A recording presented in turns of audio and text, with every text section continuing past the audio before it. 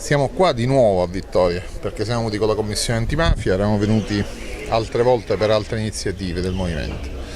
Qua dobbiamo difendere un tessuto economico che è importantissimo non solo per Vittoria ma per l'economia del nostro paese, dell'Italia.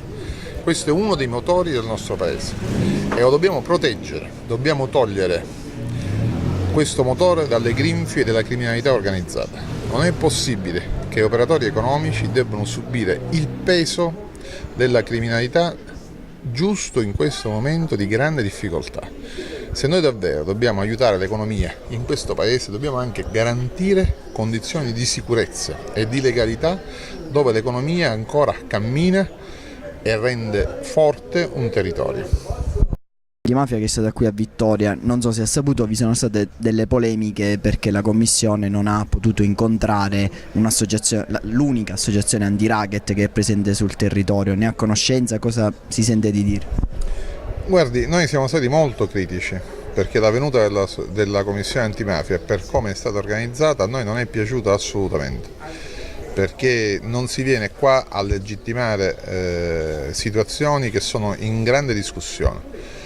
Avremmo voluto ascoltare non solo l'associazione anti-racket ma anche uno degli assessori che era andato via dalla giunta comunale. Non è stato possibile perché ovviamente non è il Movimento 5 Stelle che governa la commissione antimafia, ma è la Presidente che si è assunta una grande responsabilità nel dare legittimazione a un'amministrazione che secondo noi presenta dei gravissimi punti critici.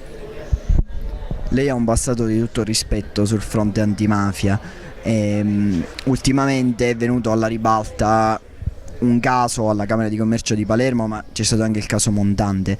Esiste la cosiddetta mafia dell'antimafia secondo lei?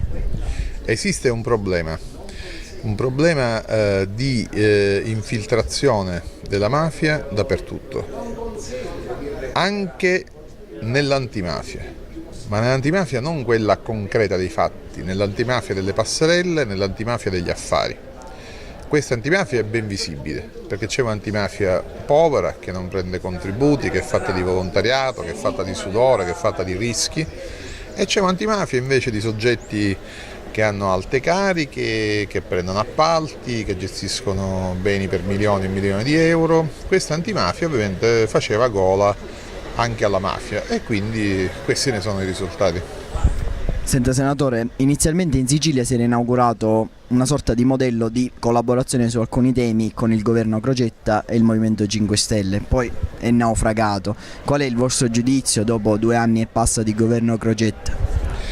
Allora, innanzitutto dobbiamo dire una cosa, non c'era nessun tipo di collaborazione fissa né modello.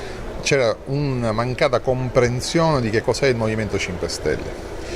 Il Movimento 5 Stelle ha detto da subito che avrebbe votato non per partito preso o per opinione politica, ma avrebbe votato i provvedimenti che condivideva, da chiunque fossero presentati.